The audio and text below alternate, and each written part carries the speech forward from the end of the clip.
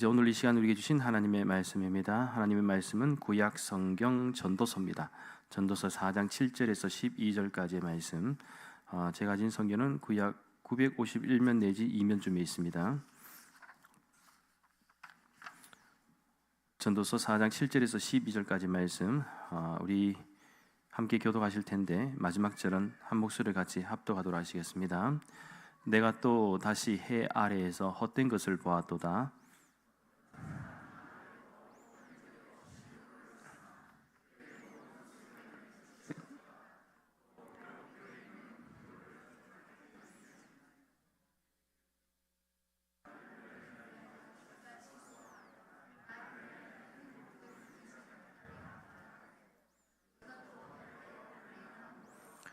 두 사람이 한 사람보다 나음은 그들이 수고함으로 좋은 상을 얻을 것임이라.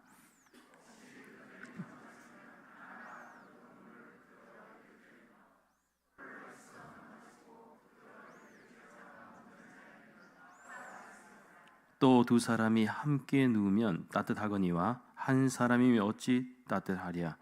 한 사람이면 패하겠거니와 두 사람이면 맞설 수 있나니 세 겹줄은 쉽게 끊어지지 아니하느니라. 아멘.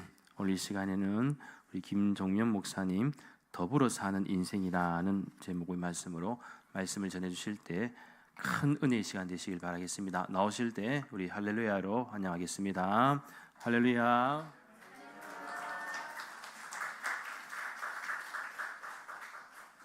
감사합니다. 잠시 기도하고 시작하겠습니다.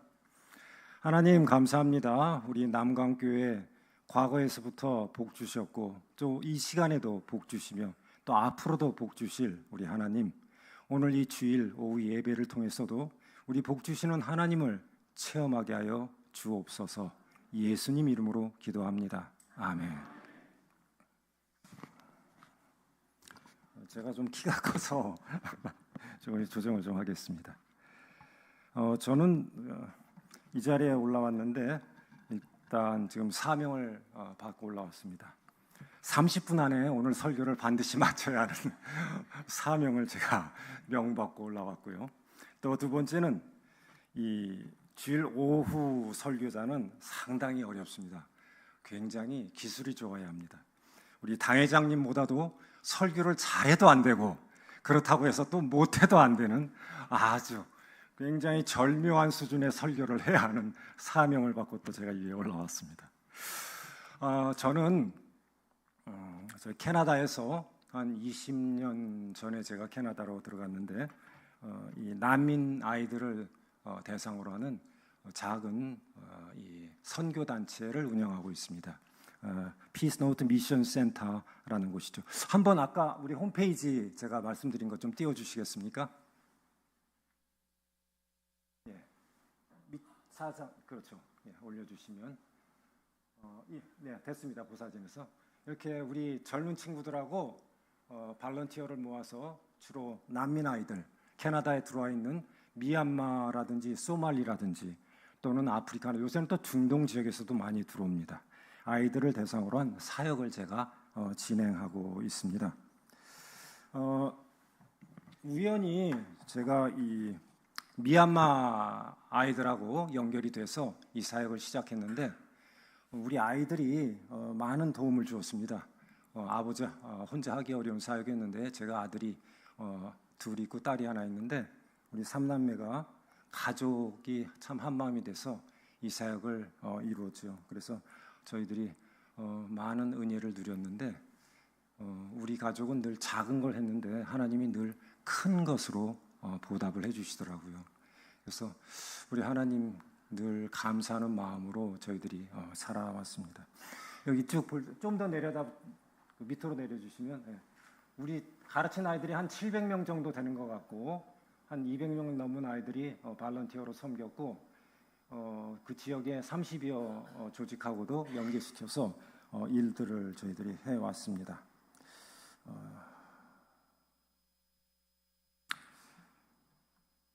시간을 제가 정확하게 체크를 하겠습니다. 사실 캐나다는 선진국이라서 아니 뭐 내가 선진국에서 이런 난민들을 복지가 잘 돼 있는데 도울 일이 있을까 하고 처음은 좀 회의적이었어요. 그런데 선진국이 주는 뭐 물질적인 도움이 사람이 살아가는데 전부가 아니더라고요. 한 번은 난민 부모님이 오셔서 갑자기 그냥 막 울면서 저한테 하소연을 하는 거예요. 그러면서 자기가 난민 캠프로 돌아가고 싶다고. 무슨 엉뚱한 그런 뚱딴지 같은 말씀을 하시나 했더니 아이들이 이제 캐나다에 와서 망가지기 시작하는데 대책이 없더라는 거죠. 그래서 정확하게 한 5개월에서 6개월만 지나면 세상 어디에 살았던 아이도 캐나다에다가 풀어놓으면 캐나다 백인 애들 같이 동화가 됩니다. 그래서 개들 같이 살고 싶어 하는 거예요. 근데 부모는 영어도 못하고 재정적으로도 참 무능해 보이고 서양 사람들 표현하는 걸로 스투피드해 보인다. 스투피드. 그리고 또 자기 자신은 백인 애들처럼 살자니 피부 색깔도 다르고 그리고 또 현실적인 삶의 자리가 안 되니까 애들이 다 망가지는 거죠. 그래서 여자아이들은 쉽게 돈 버는 길로 흐르고 남자아이들은 어울려서 갱 조직 같은 데 빠지기 쉽고 이런 일들이 다반사예요. 그리고 또 뭐 이 마약, 대마초 이런 것들이 또 주변에 그냥 지뢰밭처럼 깔려 있고. 근데 그런 애들을 섬기다 보면서 이제 저희가 이 사역을 시작을 하게 됐습니다. 그래서 주로 아이들의 학기 중에는 방과 후에 학업을 돕는 그런 프로그램들을 진행하고요. 그리고 방학 중에는 아이들이 특별히 이제 아무래도 가난하다 보니까 가까이 하기 어려운 여러 가지 음악 프로그램들 그런 프로그램들을 특별한 프로그램들을 저희들이 준비해서 진행을 합니다. 그래서 이 프로그램들을 이렇게 1년에 한 2번 진행하면 그냥 1년이 다 지나가요. 우리 아이들이 방학이 특별히 여름에 3개월씩 길었는데 정말 하나도 과장하지 않고 방학 중에 하루도 놀러 간 적이 없었어요. 서양 애들은 방학만 되면 뭐 여기저기 놀러 다니는 게 일이지 않습니까? 서양 사람들은 3개월 여름을 놀기 위해서 1년을 일한다고 하는데 우리 아이들은 거의 그냥 아빠랑 같이 이 프로그램들 진행하느라 그 허드렛 일들 또 영어로 하는 여러 가지 아무래도 아버지보단 나을 테니까 그런 것들 다 자기네들이 프레젠테이션 준비하고 그래서 아이들과 함께 이 프로그램을 저희들이 진행을 하게 되었습니다. 자, 이게 제가 그동안 한 일이고요. 제가 이 일들을 하면서 깨달았던 것들이 있어 오늘 말씀으로 같이 나누고자 합니다. 여러분 톰 행크스라는 유명한 영화 배우가 주연을 했던 영화인데요. 벌써 한 20년 전 영화 아닌가 싶어요. 캐스트 어웨이라는 그런 영화가 있었는데 그 주인공이 비행기 사고가 나가지고 그 남태평양의 무인도에 떨어져 버리죠. 그래서 무인도에서 혼자 로빈슨 크루소처럼 살아가는 이야기입니다. 근데 이 친구가 거기서 나름대로 너무 혼자 있어서 외로우니까 그 윌슨이라는 친구를 만납니다. 그래서 그 친구하고 늘 이야기하고 삶을 같이 나누죠. 이야기를 많이 하는 장면이 나와요. 근데 뭐 상대방이 하는 얘기보다는 자기가 다 하는 이야기지. 근데 어느 날 폭풍우가 치더니 이 윌슨이라는 친구가 이 폭풍우에 휩쓸려 떠나가는 거예요. 막 밀려가는 거예요. 근데 그걸 자기가 잡지 못해서 막 그 해안가에서 펄쩍펄쩍 뛰면서 결국은 대성통곡하는 장면이 나옵니다. 근데 그 윌슨이라는 친구는 그냥 하염없이 무기력하게 그냥 그 바닷가 그 파도에 쓸려 내려가죠. 사실 그 친구는 배구공이었거든요. 사람이 아니라 배구공. 배구공에다가 사람처럼 얼굴을 그려서 그걸 자기 앞에다가 놔두고 늘 그 앞에서 이야기를 한 거예요. 그러면서 자기 그 외로움을 달랜 거죠. 사람이 혼자 살기가 얼마나 힘들구나라는 그걸 우리가 느끼게 하는 그런 에피소드가 아니었던가 하는 생각을 해봅니다. 여러분 참 더불어 살아가기 참 힘들어집니다. 물리적으로도 지금 어려워지죠. 작년에 우리 젊은이들이 20만을 낳았다고 하는데 아이들을 1년에 20만 낳았대요. 이 큰 나라에서. 앞으로 미래가 어떻게 될까 참 걱정되지 않습니까? 앞으로는 같이 어울려 살고 싶어도 이웃이 없어서 고민하는 그런 시대가 오지 않을까 하는 생각을 해봅니다. 오늘 이 본문 말씀은 여러분 잘 아시다시피 이 솔로몬이라는 당대에 그야말로 온갖 부귀영화를 다 누렸던 그 왕이 쓴 그 전도서가 이 말씀의 출전입니다.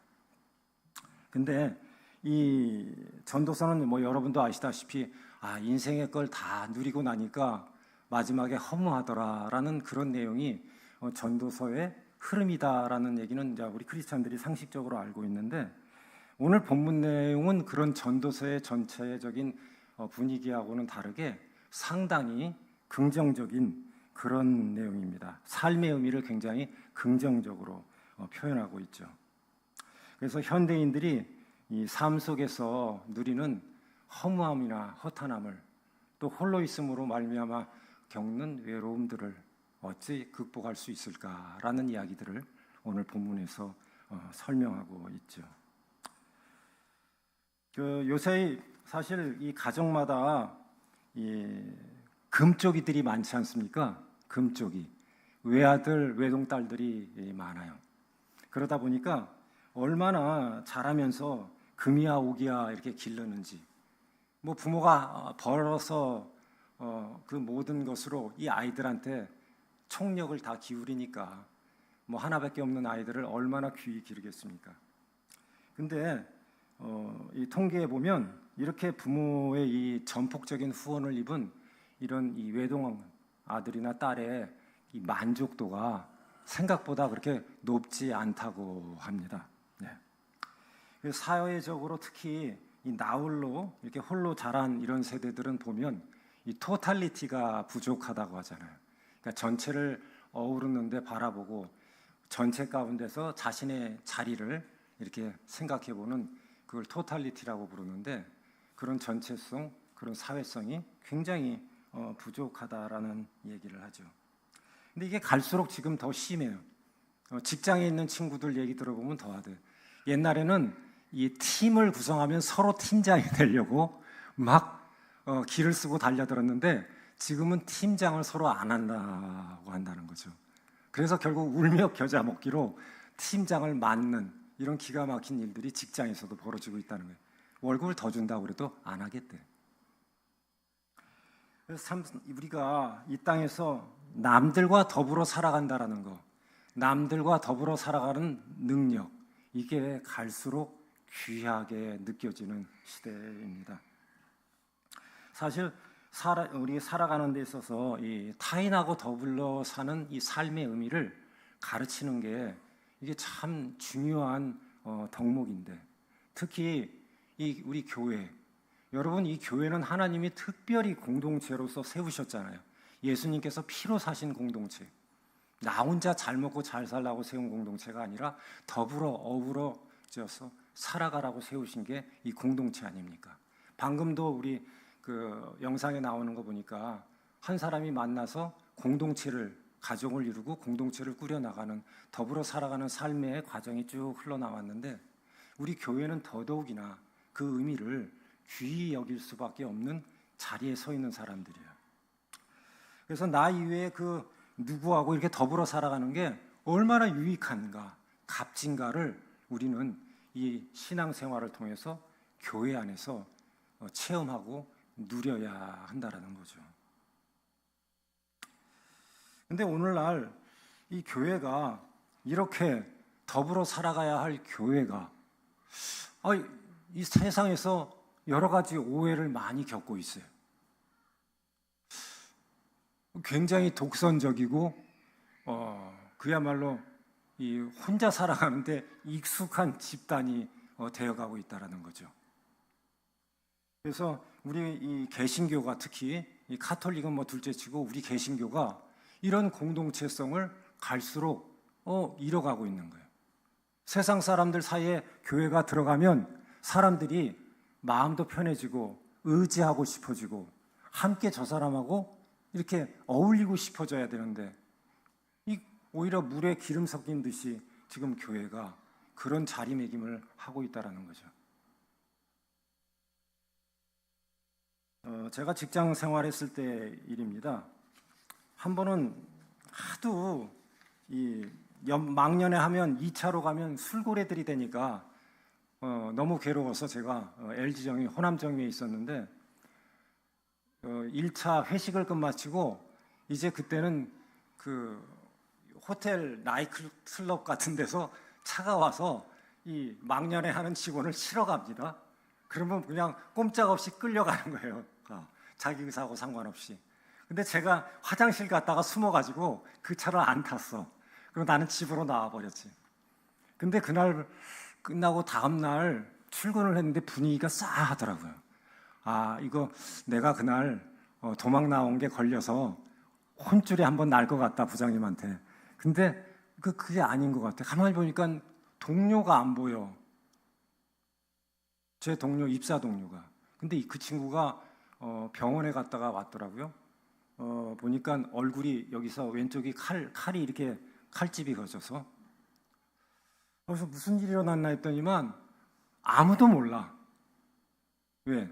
전부 사람들이 다 이 술에 취해서 그 나이트 클럽에서 일어난 일을 아무도 모르는 거예요. 그러면서 그날 부장님이 저녁 때 퇴근하는 길에 저한테 같이 엘리베이터를 타면서 그 얘기를 하시더라고요. 그날 그 자리에 우리 김 대리가 꼭 있었어야 되는데. 김 대리 술 안 마시잖아. 그 얘기를 하시더라고요. 그래서 제가 엄청 회개를 했습니다.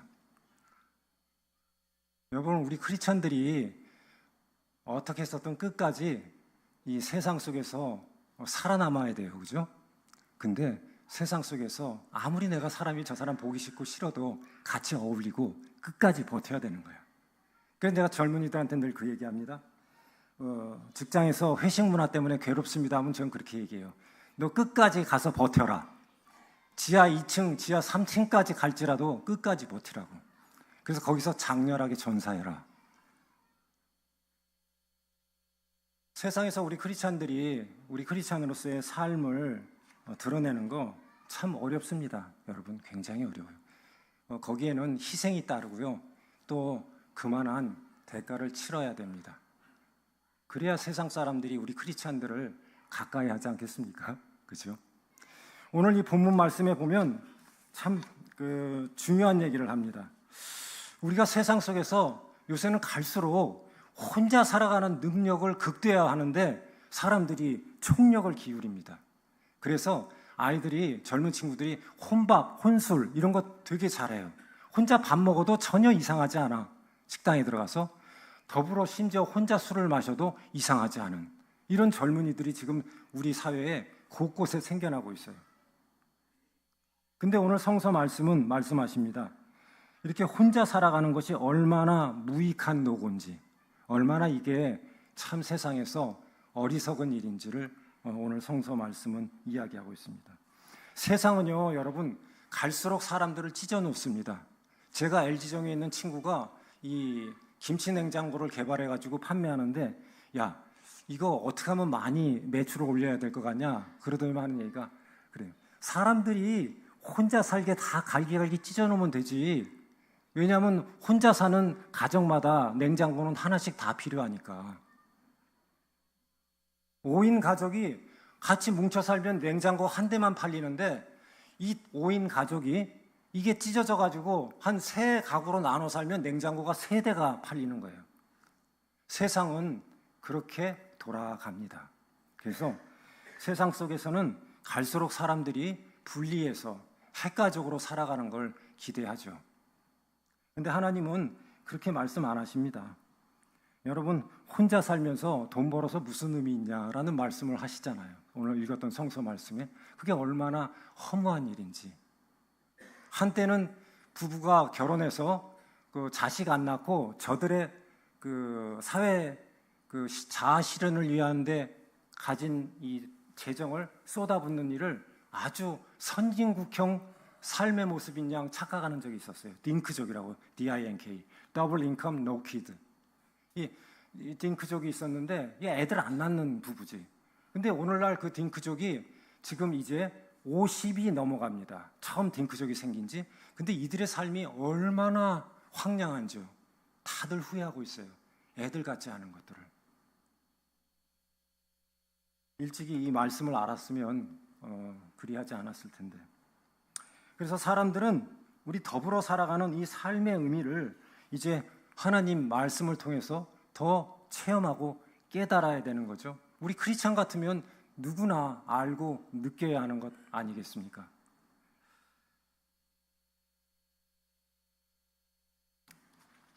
오늘날 어떤 분이 자기가 유산을 물려줄 사람이 없어서 너무나 안쓰럽다라는 그런 얘기를 하시는 걸 제가 들었어요. 그래서 참 특이한 케이스다라는 얘기를 했는데 앞으로 우리 세대에는 그런 일들 많이 생기지 않겠습니까? 물려줄 자녀가 없고 후손이 없는 그런 사람들. 여러분, 우리가 이 땅을 살아가면서 두 사람이 한 사람보다 나음은 저희가 수고함으로 좋은 상을 얻을 것이라 했습니다. 야, 이게 무슨 얘기인가? 두 사람이 서로 어울려서 살아가면 하나님으로부터 더 상을 받을 거라는 거예요. 지금으로부터 20년 전에 이 스티븐 코비라는 분이 이 성공하는 사람의 7가지 법칙이라는 책을 쓴 적이 있어.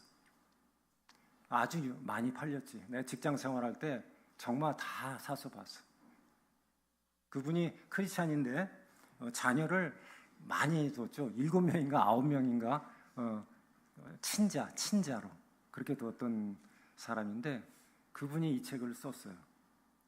근데 이 책에서 그분이 하신 말씀이 인류가 앞으로 지향해야 할 가장 최선의 모습은 상호 의존적인 인간형이다라는 얘기를 했어요. 이게 무슨 얘기냐? 상호 의존적이라는 인간형이 무슨 얘기냐면 이 사람은 3가지 유형이 있다라는 거예요. 옛날에 그 스핑크스가 그런 수수께끼를 사람한테 냈다고 하지 않습니까? 어려서는 4발로 걷고 좀 자라면 2발로 걷고 늙으면 3발로 걷는 동물이 무엇이냐, 그런 수수께끼를 냈다고 하죠. 사람 아닙니까? 우리 사람이잖아요. 이 어리면 모든 능력이 없으면 외부의 도움이 단절되면 생존이 불가능하죠. 우리 어린아이들이 그렇고 나이가 드신 분들도 연로하시면 그렇습니다. 이런 사람들은 다른 사람의 노력이 도움이 반드시 있어야 돼. 그래야지 생존이 가능하잖아요. 그리고 2번째는 이제 이 외부의 도움이 없이도 살아갈 수 있는 사람들. 오늘날 젊은이들이 가장 이상적인 인간형으로 추구하는 모습들. 이 혼자 살아도 아무 필요가 없어. 오늘날 젊은이들이 이 오피스텔 같은 데서 혼자 사는데 남자 여자 할 것 없이 얼마나 잘 사는지 몰라. 네. 그래서 그 자기 관리 철두철미하고 또 얼마나 모든 일에 있어서 완벽한지. 요새 젊은이들 진짜 바늘로 찔러도 피 한 방울 안 나올 것 같이 그렇게 아주 야무지지 않습니까? 그런 삶이 지금 요새 젊은이들의 전형이에요.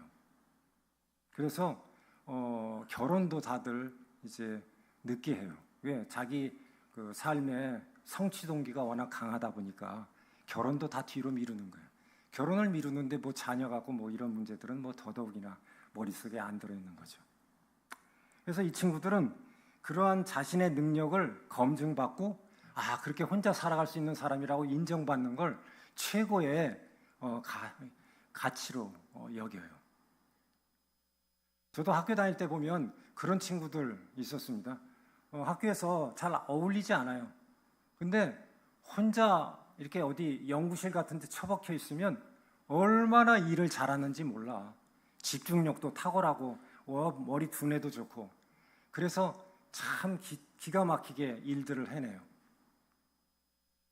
그래서 어쩔 때는 그 과장님이 그런 얘기를 저 친구 건드리지 마. 그냥 자기 일에 몰두하게 놔둬. 뭐 그러면 아무래도 효율이 높을 테니까. 근데 저거 저 친구 본인한테 저게 좋을까? 이제 그런 생각이 드는 거예요. 근데 오늘 젊은이들이 이제는 그게 주류 대세라는 거죠. 다들 그런 식으로 살아간단 말이에요. 그래서 우리 젊은이들이 이 대화의 장으로, 어울림의 장으로 다 이렇게 끌어내는 게 이게 오늘날 교회 우리 청년 교육자들의 아주 화두야. 아주 큰 골칫거리. 그야말로 이 허미트 크랩처럼 그 집게 있지 않습니까? 자기 집 끌고 다니는 개. 이게 늘 집 속에 들어가 있잖아. 웬만하면 안 나와. 그렇게 살아가는데 이런 친구들을 어떻게 하면 어울림의 장으로 끌어낼 건가? 지금 서울만 해도 그렇게 처박혀서 살아가는 아이들, 일본 말로는 뭐 히키코모리라고 하는데 이런 젊은이들이 지금 수십만 명에 이래요. 수십만 명. 이게 사회 문제지. 이게 갈수록 늘어나기 시작한다는 거죠. 혼자 사는 것을 즐기다 못해서 그게 이제 너무나 문제시, 사회 문제화 돼버리는 그런 현상입니다. 제가 이 사역을 하다가 가장 큰 위기에 봉착한 게 뭐냐면 발런티어를 못 구하는 거였어요. 발런티어. 이 고등학생 발런티어는 웬만큼 구하겠는데, 왜냐하면 이 사역을 하면서 우리 이 NGO에 와서 사역했던 아이들이, 그 고등학생들이 이 대학 갈 때 워낙 결과가 좋았어. 그래서 사실 원래 좋은 대학 갈 애들을 불러서 발런티어를 시킨 거였는데, 하여간 우리 발런티어를 하고 나니까 아이들이 대학 갈 때 그야말로 좋은 대학에 그런 진학 성적들이 참 탁월했어요. 그러다 보니까 학부모들이 얼마나 좋아하겠습니까? 여러분, 백인 부모도 똑같아요. 내 자식 잘 되면 다 입이 여기까지 찢어져요. 네. 그 서양 말로 이 자드라핑이라고 그러는데 턱뼈가 빠질 정도로 좋아한다고.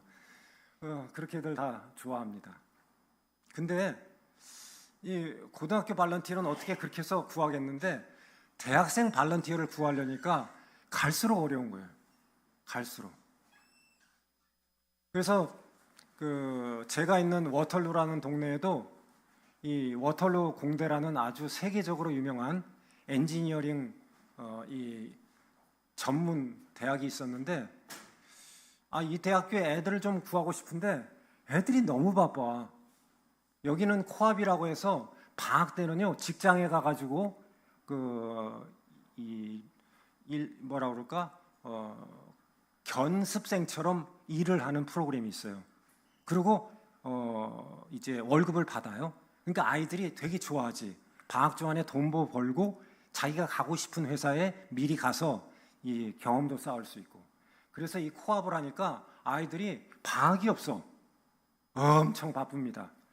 근데 이러다 보니까 이제 나 같은 이 사람이 새우등이 터지는 거야. 고래 싸움에. 이 발런티어를 못 구해야 되겠더라고. 아이들이, 그 똑똑한 아이들을 좀 구해서 가르치고 이 프로그램을 섬기게 해야 되는데 이 발런티어가 없어요. 그러다가 한번 사고가 터졌지. 유니버시티 워럴에 그 대학교에 이 미식 축구팀이 유명했는데, 이 미식 축구팀이 일반 프로팀 선수들도 쓰지 않는 약물을 복용하다가 이게 걸려버린 거예요. 그래가지고서는 대학교에서 완전히 뭐 기절초풍할 일이었죠. 그래가지고 그냥 한시적으로 미식축구팀을 해체해버렸어. 극단의 대책을 세운 거죠. 그래서 제가 올 것이 왔구나. 저게 그 공동체성이 해체되고 그러다 보면 결국은 이 도덕성이 무너지기 마련인데, 그러고 나면 결국 나타나는 현상이 저런 문제가 결국은 이 상아탑 안에도 벌어지는구나. 제가 그걸 느꼈어요. 그래서 하여튼 뭐 대학생 발런티어를 구하는 게 지금도 어렵습니다. 아마 갈수록 더 어렵지 않을까 생각이 됩니다. 근데 여러분, 이 워털루 공대 아이들이 얼마나 똑똑하냐면요, 마이크로소프트의 빌 게이츠 회장이 이 북아메리카를 이렇게 한번 휙 돌 때 꼭 찍고 가는 학교가 있어요. 그게 워털루 공대야. 와가지고 엘리트들 다 이렇게 다 수고해 가는 거예요. 그럴 정도로 그렇게 아이들이 똑똑해요. 이 옛날에 그 컴퓨터 처음 만들어질 때 애니악이라는 컴퓨터가 바로 이 캐나다 워털루 공도에서 만들어졌거든. 그만큼 유서 깊은 학교인데 그렇게 똑똑한 아이들이에요. 근데 이 아이들이 혼자 사는 건 그렇게 잘하는데 어울릴 줄 몰라. 어울릴 줄. 이 워털루 공도의 가장 큰 약점이 뭐냐면 학생들의 과외 활동이라는 게 잘 안 돼. 이게 공부만 할 줄 알지 어울려서 여러 가지 활동들을 하는 게 이게 잘 안 되는 거예요. 그리고 참 애들이 새벽 3시가 돼도 도서관에 불이 밝게 펴져 있는데 자기네들끼리 어떤 목적 지향적인 그 그룹 스터디는 하는데 그걸 뛰어넘지를 못하네. 딱 그 수준까지만 어울리고 그 이상은 못하는 거예요. 그러니까 여러 가지 그 크리스찬 선교단체라든지 이런 게 대학교에 많은데 다 난리가 아니에요. 그냥 생존을 급급해. 그렇게 어려운 지금 현실이 지금 우리 현실입니다. 여러분 한국은 어떻습니까? 한국 저 다닐 때는요. CCC니 내비게이터니 대학생 선교단체 많았어요. 지금 전부 문 닫고 있어요. 지금 신입생들 그 리크루팅 하는 게 너무 힘들어서 생존을 위해서 지금 몸부림치고 있다고 현직 간사들이 얘기들을 합니다. 지금 그렇게 어려운 현실이에요. 그런데 대학생들은 그러면서 그걸 자기 삶의 최고의 가치로 누리고 있으니 얘들이 나중에 사회로 흘러오면 이 사회는 더 심한 거지. 오늘날 세상은 혼자 사는 젊은이들이 최고의 인간형처럼 다들 부추기고 있다라는 거죠. 근데 여러분 이런 사람들이 모여 사는 세상이 어떻게 될 것 같습니까? 전부 모래를 쌓아놓은 것 같이 되지 않겠어요? 모래를 쌓아놓은 것처럼. 그래서 외국인들이 한국이라는 나라에서 지난번에 막 촛불 집회하고 그랬잖아요. 이거 이해가 안 되는 거야. 저렇게 개인주의적이고 혼자 사는데 익숙한 젊은이들이 어떻게 저렇게 집단적인 활동을 하지? 다 이해가 안 되는 거야. 얘들이. 그냥 마치 머리를 얻어맞은 것 같은. 이 한국이라는 나라가 가지고 있는 아주 독특함이에요.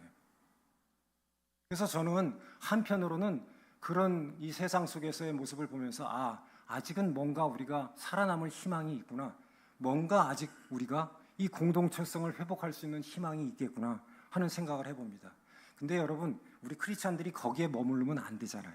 바로 우리 교회가 그런 세상의 공동체성을 회복하는데 바로 이 시발점이 돼야지, 기폭제가 돼야 되지 않겠습니까? 그걸 세상 사람들한테 뺏기면 창피하잖아. 어떻게 나중에 예수님 다시 오실 때 볼 거야. 너희들 늘 왜 세상 뒤만 쫓아다니냐? 어떻게 너희들 왜 세상 사람들 뒤만 줄줄줄 쫓아다녀? 내가 그렇게 먼저 본을 보였는데 예수님 다시 오시면 우리한테 그럴 거 아닙니까? 그래서 이 스티븐 코비 박사는 일찌감치 20년 전에 이런 세대가 올 거라는 걸 예측하고 혼자 사는 세대, 이 세대의 위험성을 직시했다라는 거죠. 그들이 이 세상의 주류가 되는 순간 우리는 세상에 살기가 정말 어렵고 힘들어질 것이다. AI가 나타나든 뭐가 나타나서 손발은 편해질지 모르지만 우리의 삶은 정말 각박해질 거라는 걸 일찍이 예측을 했습니다. 그래서 우리는 사실 혼자 사는 것을 더욱 극대화시키면서 더 귀중한 걸 잃어버리고 있는지 몰라요. 여러분 자녀들한테 한번 물어보십시오. 아이들한테. 너희들 혼자 이렇게 사는 거 어떠냐? 똑똑한 아이들일수록 그거 아주 잘해요. 여러분 서울대학교 법대가 이렇게 문제입니까? 그죠? 서울대 법대 그 똑똑한 사람들 서울대 법대 서울대 법대만 그러겠어? 스카이대 다 똑똑하다는 사람들은 다 마찬가지지. 자기 혼자 챙기고 자기 살아남는 데는 얼마나 귀재인지. 옛날에 IMF 터질 때 그 책임자들 지금 다 어디 갔어요? 세상에 밑에 실무자 그 피라미 같은 직원들 몇 명만 실형당하고 나머지는 지금도 멀쩡해. 여러분, 우리는 이 땅에서 혼자 살아가는 사람을 더 이상 이렇게 키워내는 이 사회 시스템을 용납하면 안 됩니다. 이제는 더불어 살아갈 줄 아는 사람들을 키워내는 시스템으로 이 세상을 바꾸도록 우리 크리스찬들이 노력해야 돼요. 오늘 성서에 나와 있지 않습니까? 혼자 살아가면 혼자 넘어지면 누군가가 도와줄 수 있어요. 오늘날 젊은이들이 제일 두려워하는 게 뭔지 아세요? 실패야. 왜? 혼자 살다가 실패하면 재기 못한다라는 걸 너무나 잘 아니까. 실패하면 끝장이라는 걸 알아요. 그래서 요새 젊은이들이요, 어떤 사업을 시작하거나 뭐 할 때요, 얼마나 비장한지 모릅니다. 우리 때하고는 비교가 안 될 정도로 눈에 얼굴에 살기가 등등해요. 왜? 내가 혼자 살아남아야 되는데 여기서 내가 쓰러지면 아무도 나를 백업해 줄 사람, 도와줄 사람 없다. 이게 저 젊은이들의 각오예요. 얼마나 무섭습니까? 근데 오늘 성서 말씀은 그렇게 얘기하지 않습니다. 혹시 저희가 넘어지면 하나가 그 동물을 붙들어 일으켜니와 홀로 있어 넘어지고 붙들어 일으킬 자가 없는 자에게는 화가 있으리라. 여러분, 이 땅에서 우리는 너와 나 어울림을 통해서 서로 윈윈하는 거예요. 서로 살아가는 거예요. 우리는 직장 생활을 하든 세상에서 무슨 생활을 하든 여러분, 혼자 살아가는 그 일을 그런 건 하면 안 됩니다. 네. 윈윈하는 일만 해야 돼요. 돈을 벌더라도 제로섬 게임이라는 걸 하면 안 됩니다. 제가 벌고 내가 잃었어. 합쳤더니만 0이 돼. 이런 일은 하면 안 돼요. 모두가 윈윈 사는 일을 해야지. 그래서 도박이라는 걸 하면 안 되는 이유가 그거지 않습니까? 그죠? 그래서 오늘 이 스티븐 호비 박사는 이 땅에 더불어 살아갈 수 있는 인간형이 세워져야 한다라는 얘기를 합니다. 윈윈, 너도 살고 나도 사는, 모두가 살아가는 삶의 방식을 키워내는 사람, 그런 젊은이들이 이 사회의 앞으로 미래의 주도형이 돼야 된다는 거죠. 우리 크리스찬들이 그 중에 서야 되지 않습니까? 예수님께서 제자들 12명 끌고 다니시면서 뭐 가르치신 것 같아요? 함께 사는 거. 거기 여러분 요한은 성미가 불 같았어요. 그 요한이 베드로하고 부딪히면 아마 아무도 못 말렸을 거야. 근데 그런 12명을 예수님이 끌고 다니면서 기르셨다고. 뭘 그들에게 가르쳤을까? 더불어 살아가는 방법, 함께 어울려 살아가는 방법. 나와 다르지만 요새 MBTI 좋아하던데 MBTI로 16가지 인성 중에서 다른 방법. 저는 ISTJ인데 ENFP하고 완전 상극이야. 근데 우리 아내는 그쪽에 되게 가까워. 제 아내는. 근데 어울려서 살아가면 재밌어요. 네. 여러분, 어울려 살아가는 방법을 예수님께서 우리에게 말씀을 통해서 가르쳐 주셨고, 예수님 이전에 하나님께서 구약 성서에서 이미 이렇게 말씀하셨다라는 거죠.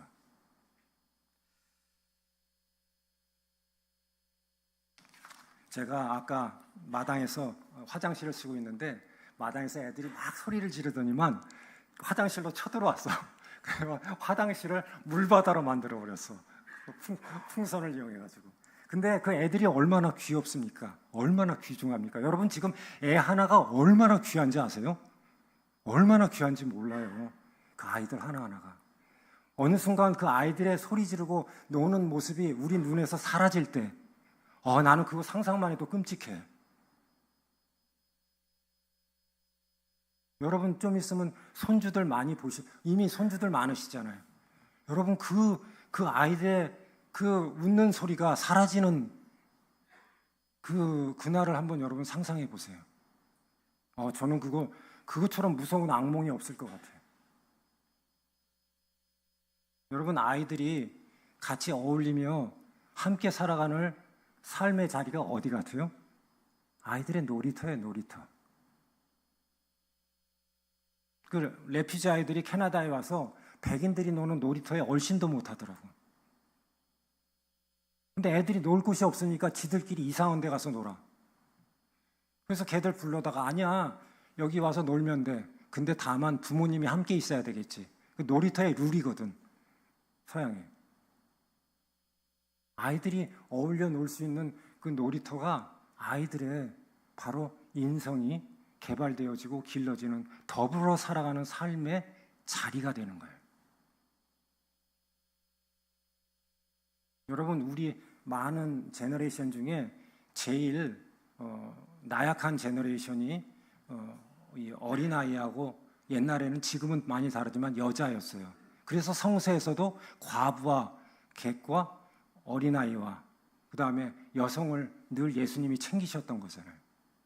이 아이들은 자기가 필요한 게 뭔지를 잘 얘기 못해요. 그래서 늘 치이고 깨지기 쉬운 게 이 어린아이들이지. 우리가 스스로 이 아이들한테 필요를 찾아가라는 얘기 못하지 않습니까? 어른이 해줘야지. 아이들의 삶의 자리도 우리가 챙겨줘야 하고요. 어려서부터 공동체성이 길러질 수 있는 삶의 터전들을 갖고 나가야 되지 않겠습니까? 그게 놀이터야, 놀이터. 학원이 아니라. 여러분, 학원은요, 정글이에요, 정글. 아이들 학원으로 들이밀 만큼 똑같은 시간만큼 놀이터로 보내세요. 그래서 거기서 어울려 놀게 하십시오. 그리고 그런 놀이터가 마음 편한 믿을 만한 놀이터가 없으면 여러분이 투자하셔야지. 미래를 향한 투자 중에 하나 아닙니까? 그런 귀한 놀이터들을 여기저기 만들어줘야지. 여러분, 일본이 지금 많이 문제가 많은데요. 그래도 일찌감치 일본은 아이들 놀이터를 엄청 투자 많이 했어요. 안전하게. 그리고 미국은요, 참 말도 많고 문제도 많은 선진국이지만 놀이터에 룰이 아주 엄격해요. 그리고 그 놀이터에 가서 함부로 행동하면 바로 법에 끌려가. 그런 나라예요. 우리나라는 사실 거기에 비하면 아직 많이 부족한 나라예요. 어려서부터 우리 아이들에게 더불어 살아가는 삶의 자리를 우리가 마련해주고 가르치십시다. 제가 오늘 드릴 말씀은 다 끝났습니다. 여러분, 사람이 사는 곳은 어디나 마찬가지입니다.